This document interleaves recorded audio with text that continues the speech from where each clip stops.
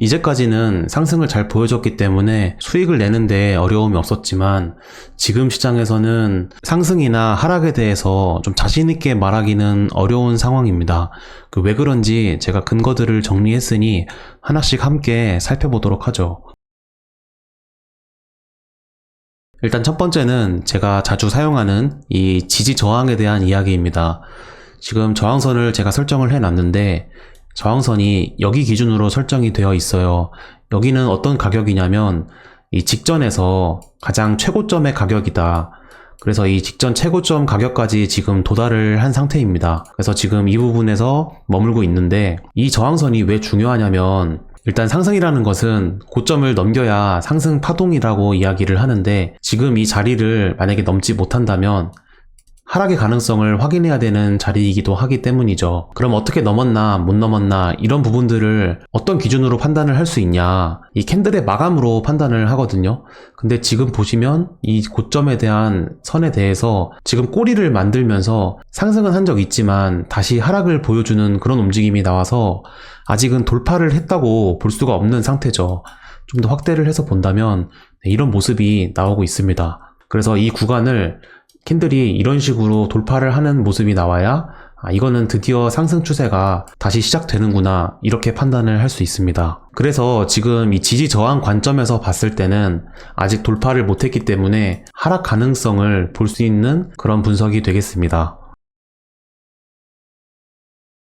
두 번째로는 이 상승 추세선에 대한 시장 분석입니다. 상승 추세선이라는 것은 이 상승을 시작했을 때 이렇게 선을 작동한다면 이런 기준이 생겨서 이런 기준을 깨지 않는다면 계속해서 상승할 것이다. 이 상승 추세선으로 시장을 판단할 수 있죠. 그래서 이렇게 상승 추세선을 설정했을 때 지금 구간을 보니까 좀 멀리 이렇게 이격을 보여주고 있죠. 그래서 이 시장이 조금 더 이 시간적인 조정을 준다면 계속 이렇게 머물다가 상승 추세선에 도달했을 때 다음 상승 파동을 이어간다. 그렇다면 상승 가능성에 무게를 둘 수 있고, 그렇지 않고 어떤 움직임을 보여주다가 상승했지만 다시 하락을 하면서 이 상승 추세선을 하락 돌파한다면 그때는 다시 하락 가능성을 보게 되는 그런 시장이 됩니다. 어쨌든 이 상승 추세선 관점에서는 아직 이 밑으로 내려오지 않았기 때문에 지금은 상승 추세가 지속될 것이다. 이렇게 시장을 볼 수 있는 게 더욱 유리하게 판단하는 것이죠. 그래서 이 상승 추세선 관점에서는 상승으로 보여집니다.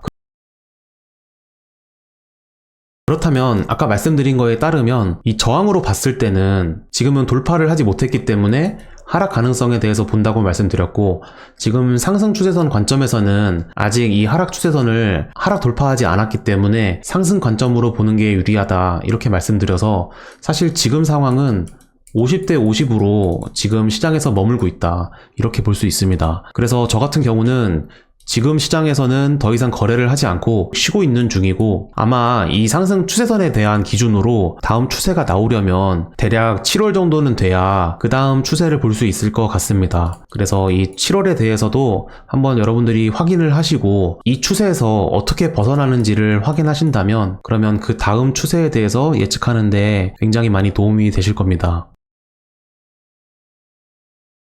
또 한편으로는 이 큰 추세에서 볼 수 있는 패턴이 있어서 여러분들께 또 공유를 해드릴게요. 지금 1일봉으로 이렇게 비트코인을 보면 여러분들이 잘 알고 있는 이 패턴이 나오고 있죠. 그래서 여기서부터 왼쪽 어깨를 만들고 그리고 머리를 만들고 오른 어깨를 만든 것처럼 보이도록 지금 시장을 만들어 놨어요. 그래서 지금 부근에서 아까 말씀드린 것처럼 상승 추세선에 따라서 계속 머물다가 한 번 더 상승을 보여준다면 역헤드 앤 숄더 패턴이 완성되는 움직임이 나오기 때문에 정말 이때는 다시 한번 쉽게 매도를 보기 어려운 그런 시장이 될 겁니다. 그래서 만약에 이 패턴이 완성돼서 상승을 보여준다면 최소 47,000달러 정도까지는 목표가로 예측을 하고 있습니다. 그래서 큰 추세에서는 이 정도까지 갈 가능성도 있다. 물론 이 패턴이 이제 완성된다는 가정하에 그런 것이니까 이 패턴을 꼭 기억해 두시고 지금 시장을 또 살펴보세요. 그리고 두 번째로 하락에 대한 가능성도 제가 찾아놓은 게 있어서 여러분들께 공유해 드릴게요. 지금 위에 있는 시장 같은 경우는 이제 2017년부터 2018년에서 이 하락장 중에 있었던 일이고, 그리고 지금 시장이 이 아래쪽 레이아웃입니다. 그러면 여기서 어떤 부분을 중점적으로 봐야 되냐면 2017년 같은 경우는 여기서 고점을 만든 다음에 지속적으로 하락을 하다가 한번 V자 반등을 보여주면서 반등을 했지만 이제 이런 매물대에서 결국 넘지 못하고 이번에도 여러분들이 잘 알고 있는 이 더블탑 패턴을 보여줬습니다. 그래서 더블탑 패턴을 보여주고 다시 한번 이 저점을 만든 구간까지 하락을 했거든요. 그래서 지금 움직임도 한번 비교를 해보면 여기서 이제 고점을 만들고 나서 그리고 계속 하락을 하다가 이제 이 구간에서 바닥을 만들었죠. 그리고 바닥을 만들고 이제 반등을 보여주면서 이런 매물대까지 지금 상승을 한 상태입니다. 그래서 사실 지금 구간이 굉장히 중요한 자리로 보여지죠. 지금 자리에서 돌파만 한다면 47,000달러까지도 열어둘 수 있는 그런 자리지만 그렇지 못한다면 지금 자리는 가장 좋은 숏포지션 전략을 세울 수 있는 자리가 될 겁니다. 여기서 더블탑을 만들고 하락을 한다면